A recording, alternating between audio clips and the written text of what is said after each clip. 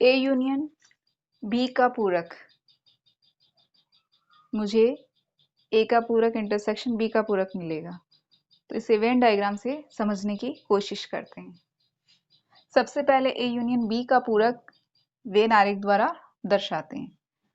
ए union B का पूरक when आरेख द्वारा निरूपण।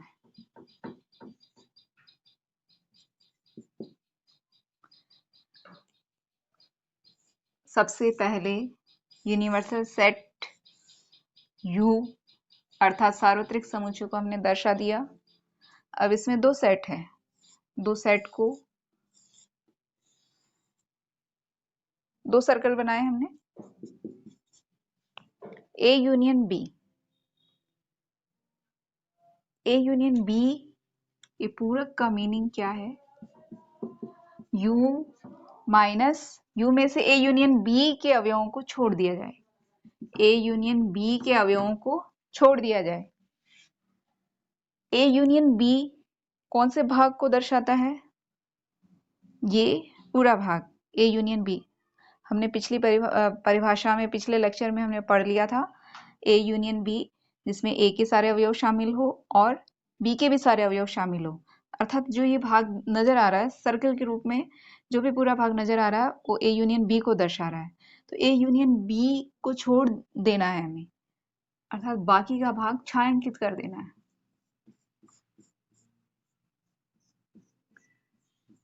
ये किससे दर्शाएगा? ए यूनियन बी के पूरक को दर्शाएगा।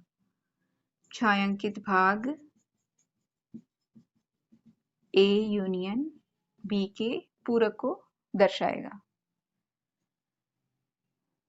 अब राइट साइड में हम देखते हैं कि ए का पूरक और बी का पूरक, उसका हम इंटरसेक्शन ले। तो सबसे पहले हमें ये समझना होगा कि ए का पूरक और बी का पूरक मुझे क्या मिलेगा। तो यह वेन आरेख द्वारा जब हम दर्शाएंगे तो दो स्टेप में करना होगा, एक स्टेप में हमें समझ में नहीं आएगा। तो कैसे करना है? सबसे पहले आप ए का पूरक दर्शा दें।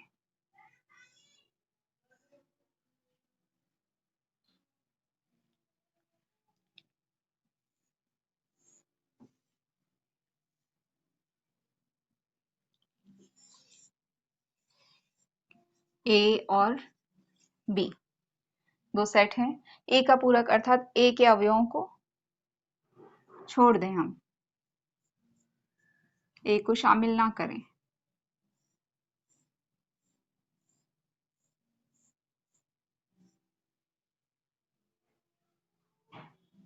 छायांकित भाग क्या दर्शा रहा है? ए का पूरक। इसी तरह से हम बी का पूरक अलग से दर्शाएं।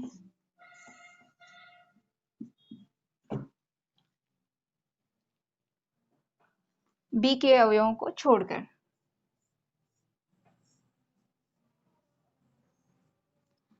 ये हो गया बी का पूरक।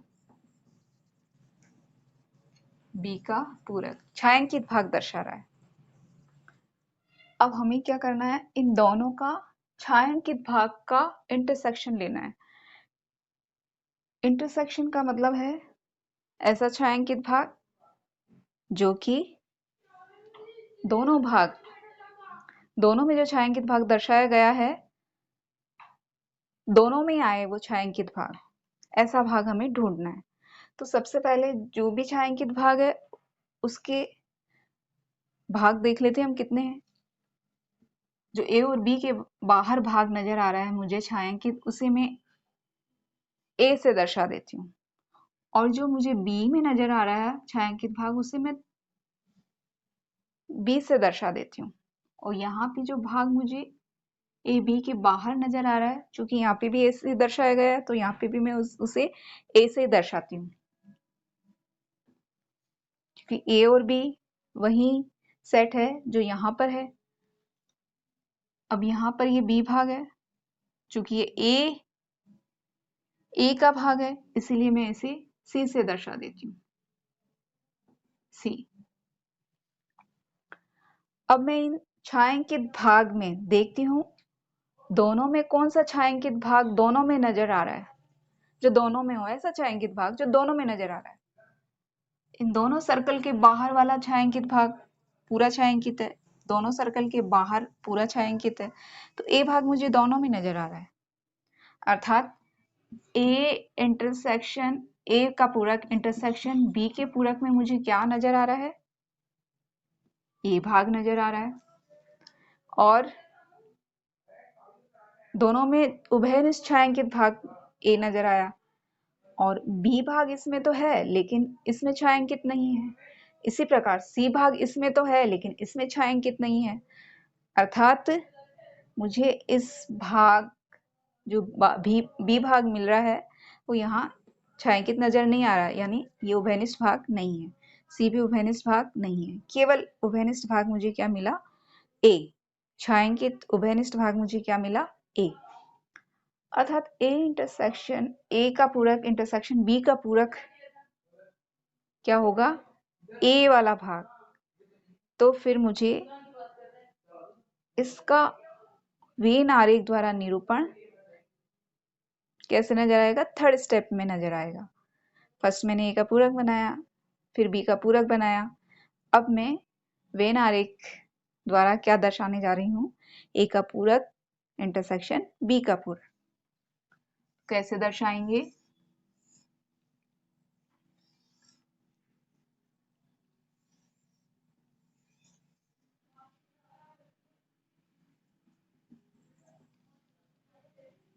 इस वाले भाग को छायांकित कर देंगे क्योंकि उभयनिष्ठ भाग मुझे क्या मिला, ये ए भाग ही मिला। अर्थात ए का इंटरसेक्शन ए का पूरक इंटरसेक्शन बी का पूरक मुझे ए प्राप्त हुआ। अब ध्यान से देखिए, ये वाला भाग और ये वाला भाग बिल्कुल समान है, अर्थात ये दोनों सेट्स समान हैं, या हम कहें कि अवयवों की संख्या इनमें समान है और अवयव भी क्या है, समान है। तो मैं क्या लिख सकती हूँ कि दोनों क्या है, इक्वल हैं। अर्थात मैंने वेन डायग्राम से ये सिद्ध कर दिया कि ए यूनियन बी अर्थात किन्हीं भी दो सेट्स, दो समुच्चय का अगर पूरक लिया जाए तो वो किसके बराबर होता है, उन समुच्चयों के पूरक के सर्वनिष्ठ के बराबर होता है। तो यहाँ ए का यहाँ लिख देते हैं का वेन आरेख द्वारा निरूपण, ये मैंने किया। तो बच्चों आपको समझ में आया, तो आप इसे लिख दीजिए ए भाग एंड ये बी भाग। ए व बी से हम क्या देखते हैं कि ए यूनियन बी का पूरक मुझे क्या मिला, ए का पूरक इंटरसेक्शन बी का पूरक। इस तरह से वेन डायग्राम से हम ये प्रूव कर सकते हैं, और इसे क्या कहते हैं हम, डी मॉर्गन नियम। डी मॉर्गन नियम। अच्छा, एक स्पेशल या स्पेसिफिक उदाहरण लेकर, विशेष उदाहरण लेकर भी हम इसे क्या कर सकते हैं, इस गुणधर्म को प्रूव कर सकते हैं। उसमें आपको सेट ए के कुछ एलिमेंट्स लेने हैं, सेट बी के एलिमेंट्स लेने हैं और यूनिवर्सल सेट को परिभाषित करना है, और फिर आप left side A union B का पूरक निकालें, फिर ये निकालें। तो एक बार हम उसे भी कर लेते हैं, आप पहले से नोट डाउन कीजिए। सेट ए ले लेते हैं हम 1 2 3, सेट बी ले लेते हैं 2 3 4, एंड यूनिवर्सल सेट हम लेते हैं 1 2 3 4 5 6। अब सबसे पहले हम LHS सेट देखते हैं क्या लिखा हुआ है, ए यूनियन बी का पूरक। तो सबसे पहले हम ए यूनियन बी निकालते हैं। तो यहाँ ए यूनियन बी क्या होगा, ए के सारे एलिमेंट्स ले लेते हैं और बी के एलिमेंट्स सारे ही लेते हैं, लेकिन कॉमन एलिमेंट्स को हम ए व बी में जो कॉमन आ रहे हैं उन्हें हटा देते हैं, क्योंकि ऑलरेडी आ चुका है 2 और 3 ऑलरेडी आ चुका है ए यूनियन बी में, तो हम इन्हें वापस रिपीट नहीं करेंगे। क्या रहा? शेष 4। अब ए यूनियन बी का पूरक लेते हैं हम। ए यूनियन बी का पूरक क्या होगा? U minus A union B. U को आप इस तरह से लिखेंगे, यूनिवर्सल सेट के एलिमेंट कौन से हैं? 1 2 3 4 5 6 minus A union B set के एलिमेंट्स कौन से हैं? 1 2 3 4। ये वाले एलिमेंट्स हटा दें, इसमें से 1 2 3 4 हटा देते हैं, तो बाकी के एलिमेंट्स कौन से बचे? 5 6। तो ए यूनियन बी का पूरक मुझे क्या मिला?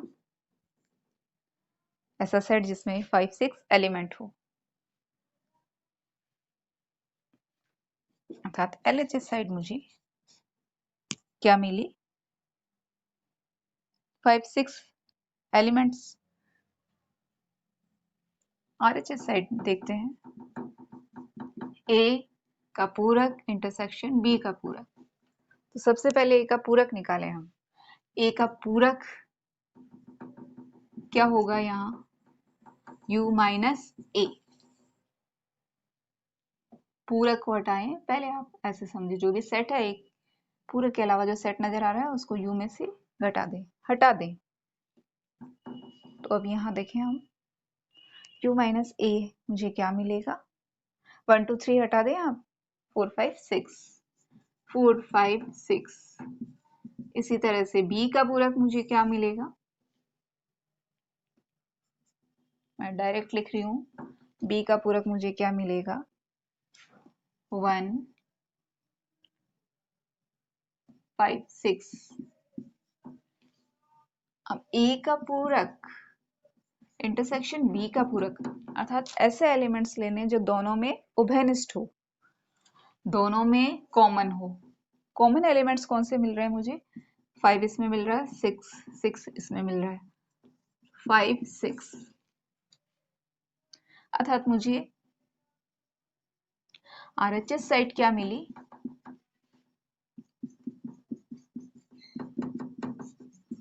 5 6। A का पूरक इंटरसेक्शन B का पूरक बराबर 5 6। तो क्या मैं दोनों से हम ये कह सकते हैं कि ये वाला नियम, इस नियम की हमने जांच कर ली, यानी जो लिखा गया वो सत्य है। तो हम यहाँ क्या कहेंगे? यहाँ LHS बराबर RHS। कोई भी आप सेट ले लें, दुनिया के कोई से भी 2 सेट ले लें, यूनिवर्सल सेट ले लें, उसके अंतर्गत हम उसकी रेफरेंस में हम एक यूनिवर्सल सेट को डिफाइन कर दें, तो मुझे हमेशा इस नियम को मैं प्रूव कर सकती हूँ। तो हम कहेंगे कि सभी सेट्स के लिए प्रूव है।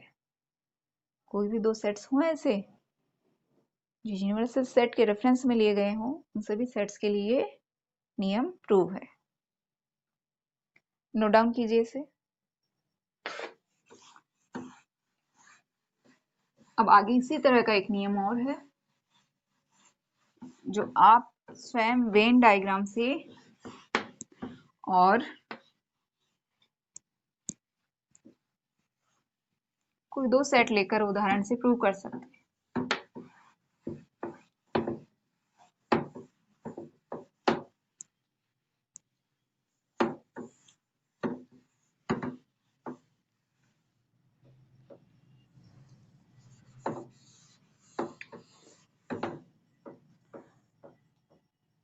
अच्छा, एक गुणधर्म और क्या है? A इंटरसेक्शन B का पूरक किसके इक्वल होता है? A का पूरक लिखें आप, B का पूरक लिखें और बीच में यूनियन लगा दें, इसके इक्वल होता है।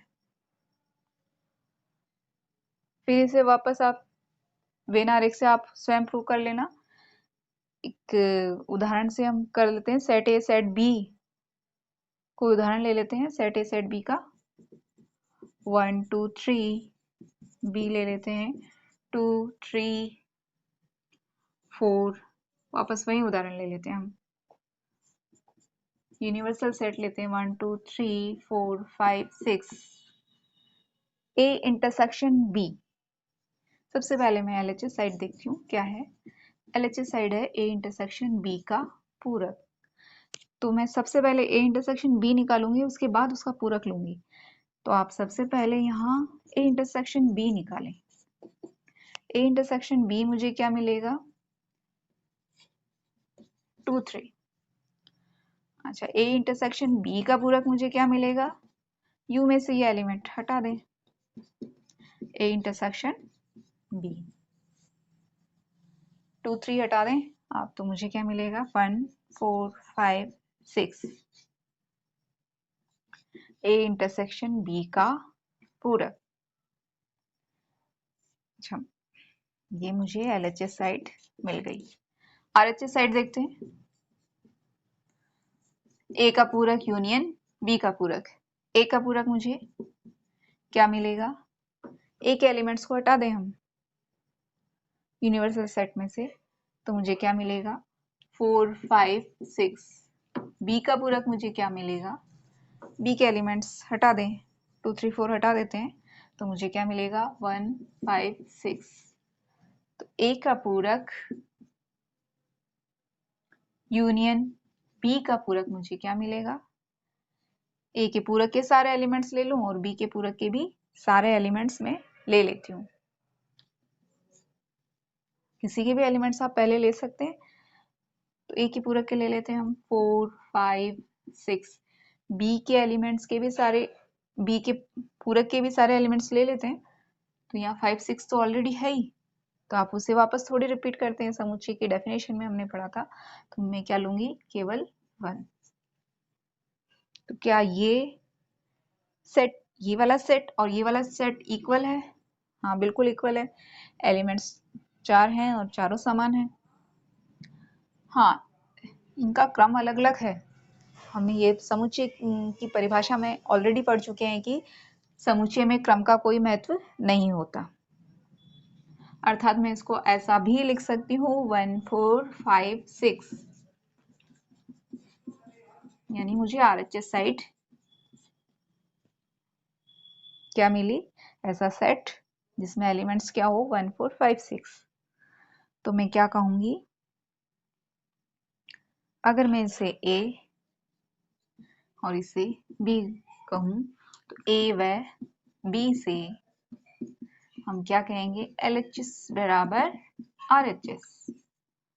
इस तरह से हम कोई विशेष उदाहरण लेकर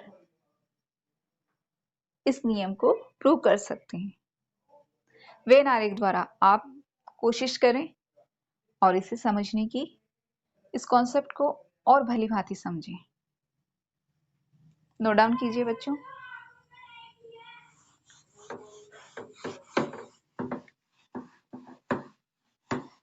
अच्छा, कुछ नियम और भी दिमाग में आते हैं, ये नियम तो मैंने लिखवाए हैं, और इसके अलावा भी कुछ और नियम दिमाग में अगर आपके आ रहे हैं तो आप वो भी डिस्कस कर सकते हैं। मेरे दिमाग में 2 नियम और आ रहे हैं, वो भी हम देख लेते हैं। अगर फाई का पूरक लिया जाए, फाई की हमने बात नहीं की, फाई का पूरक लिया जाए, ये नियम गुणधर्म में 5 कर देते हैं हम, फाई का पूरक लिया जाए तो मुझे क्या मिलेगा, यू मिलेगा। कैसे, यू में से आप क्या हटाएंगे, रिक्त समुच्चय के एलिमेंट, रिक्त समुच्चय में कोई एलिमेंट ही नहीं है तो मुझे यू ही मिल जाएगा। और u का पूरक अगर लिया जाए तो मुझे क्या मिलेगा, फाई मिलेगा। कैसे, u में से अगर आप u को हटा दें, सब्ट्रैक्ट, हमें जैसे हम संख्याओं को सब्ट्रैक्ट करते हैं वैसे नहीं करना है। वैसे तो आप कहेंगे कहीं 0 आएगा, 0 नहीं, क्या मिलेगा मुझे, फाई मिलेगा। u में से आप u के सारे एलिमेंट्स हटा दें, अगर सारे एलिमेंट्स हटा देंगे, u आपको ये सेट लें 1 2 3 4 5 6 और इसमें से आप ये एलिमेंट्स पूरे हटा दें तो मुझे क्या मिलेगा? 5 तो मिलेगा u का पूरक। ओके, तो शायद ये दोनों नियम भी आपको बहुत अच्छे से समझ में आए। तो ये तो हो गए हमारे पूरक समुच्चय के गुणधर्म जो आपने बहुत अच्छे से समझे। अब इससे रिलेटेड जो भी क्वेश्चंस है आप आसानी से कर सकते हैं।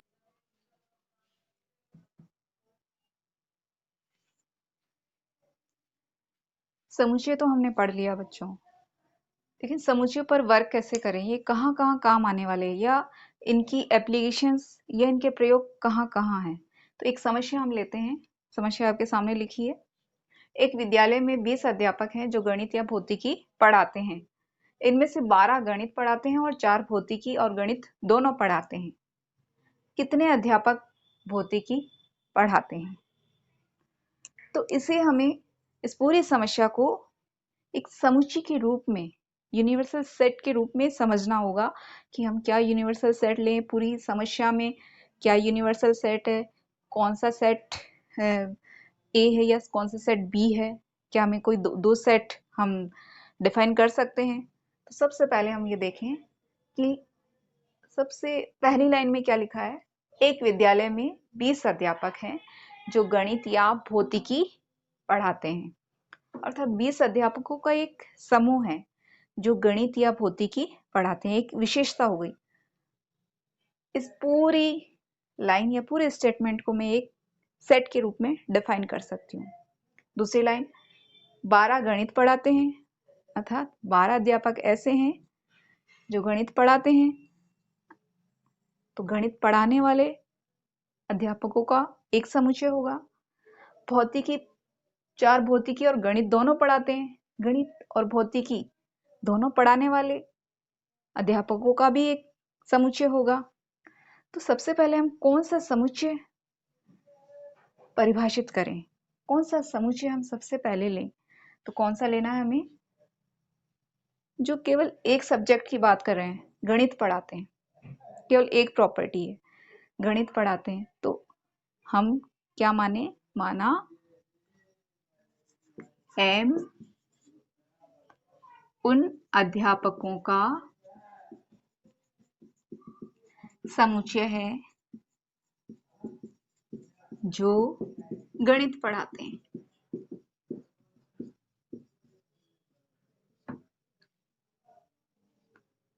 और भौतिकी पढ़ाते हैं, उसे भी हम डिफाइन कर देते हैं फिजिक्स।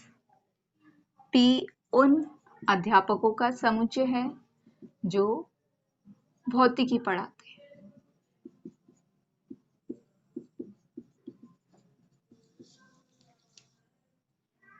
मैंने ये कहा कि ये भी एक समुच्चय, 20 अध्यापकों का जो समूह है, समुच्चय है, वो गणित या भौतिकी पढ़ाते हैं। तो ये भी एक समुच्चय ही है, लेकिन कैसा समुच्चय है? गणित या भौतिकी। हम पहले ऑलरेडी पढ़ चुके हैं कि जहाँ या अगर यूज होता है वर्ड, दो सेट की प्रॉपर्टी में अगर या यूज होता है तो हम उससे क्या मीनिंग लेते हैं कि हमें क्या करना है? यूनियन करना है, दो सेट्स का यूनियन करना है। तो यहाँ दो सेट्स कौन से हैं? गणित पढ़ाने वाले अध्यापक और भौतिकी पढ़ाने वाले अध्यापक। गणित या भौतिकी दोनों पढ़ाते हैं, तो उसे हम किस सेट के रूप में रिप्रेजेंट करेंगे? M union P।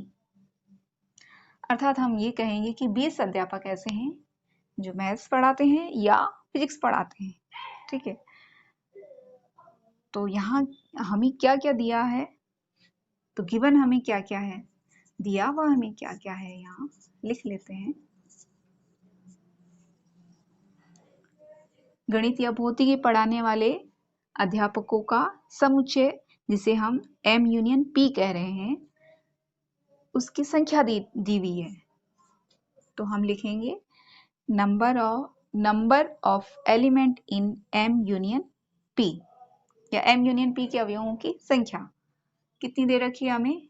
20। प्रश्नानुसार हमें ये दे रखी है। और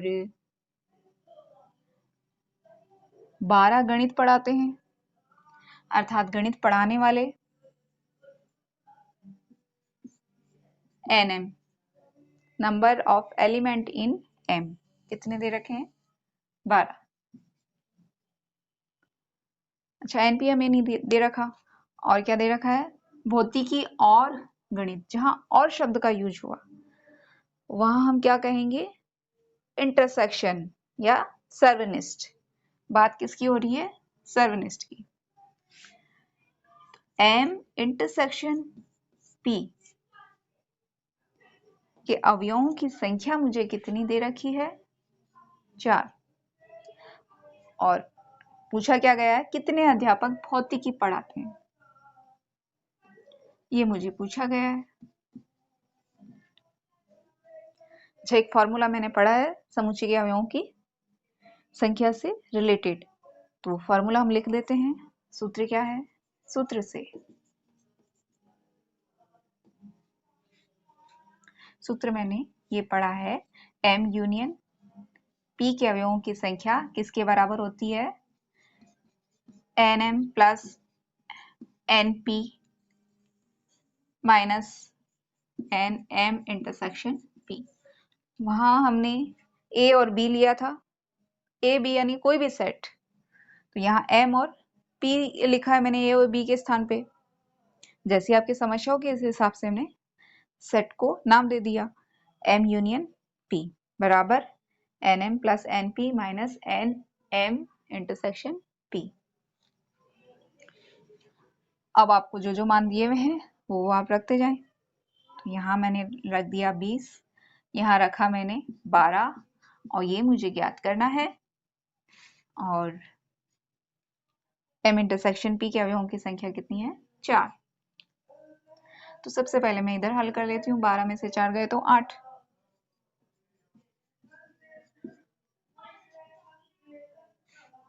आप 8 को बराबर के इधर ले आए तो मुझे कितना मिल जाएगा? 12। फिजिक्स पढ़ाने वाले अध्यापकों की संख्या कितनी आई? 12। इम्प्लाइज, यहां लिख देती हूं मैं इसे, number of element in P मुझे क्या मिला? 12। अतएव 12 अध्यापक भौतिकी पढ़ाते हैं। अच्छा, वेन आरेख द्वारा इस समस्या को हम कैसे दर्शाएंगे वो भी देख लेते हैं।